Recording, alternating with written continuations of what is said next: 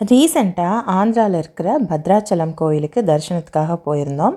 So எல்லாம் அயோத்தியை நோக்கி படம் எடுக்கிறாங்க. நாங்கள் அப்படி போகாமல் நாங்கள் பத்ராச்சலம் போயிருந்தோம். ஸோ சாமி தரிசனம்லாம் நல்லபடியாக பார்த்து முடிச்சுட்டு கோயிலுக்கு வெளியே வந்தாச்சு.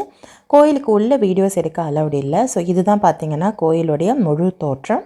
ஸோ கோயிலை பற்றின டீட்டெயிலான வீடியோ நான் தனியாக போடுறேன். ஸோ இந்த வீடியோவில் என்ன அப்படின்னு பார்த்தீங்கன்னா கோயிலுக்கு வெளியே என்னெல்லாம் இருக்குது அப்படிங்கிறத தான் குட்டியாக சொல்லியிருக்கேன். ஸோ இவர் தான் இந்த கோவிலை கட்டினவர்.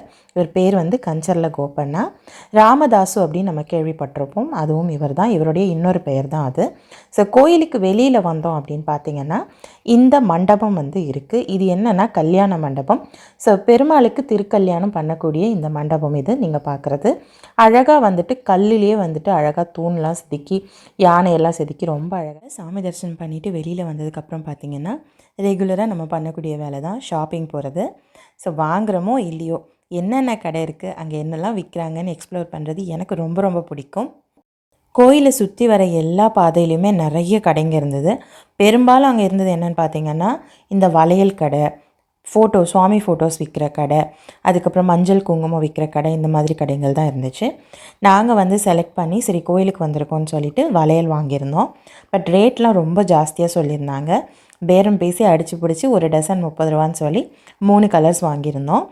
அது இல்லாமல் பார்த்திங்கன்னா இந்த காருக்கு கட்டக்கூடிய மாதிரி ஐட்டங்கள், இந்த டெக்கரேட்டிவ் ஐட்டம்ஸ், அதுக்கப்புறம் பார்த்திங்கன்னா கையில் கட்டுற கயிறு, அது மாதிரிலாம் கூட விற்றுருந்தாங்க. ஸோ அதுலேயுமே கொஞ்சம் வாங்கியிருந்தோம். ஸோ இதுக்கப்புறமே பார்த்திங்கன்னா இந்த சாமி சிலையெல்லாம் பார்த்தா எனக்கு ரொம்ப கோவிலில் நான் பார்த்த இன்னொரு அட்ராக்ஷன் பார்த்திங்கன்னா கொண்டப்பள்ளி பொம்மைன்னு சொல்லப்படுற இந்த மரப்பாச்சி பொம்மைங்க தான். பொம்மை மட்டுமே இல்லைங்க, மரத்தில் செய்ய முடியாத நிறைய விஷயங்களை கூட ரொம்ப அழகாக மரத்தில் செஞ்சு வச்சுருந்தாங்க. அதில் ஹைலைட்டே பார்த்திங்கன்னா இந்த பிள்ளையார் பொம்மை தான். எனக்கு ரொம்ப ரொம்ப பிடிச்சிருந்தது. நான் உடனே வாங்கிட்டேன். விலை கூட நான் பேரம் பேசலை. சின்ன பொம்மையே 100 ரூபா சொன்னாங்க, நான் வாங்கிட்டேன். பெரிய பொம்மை 250 ரூபா சொல்லியிருந்தாங்க.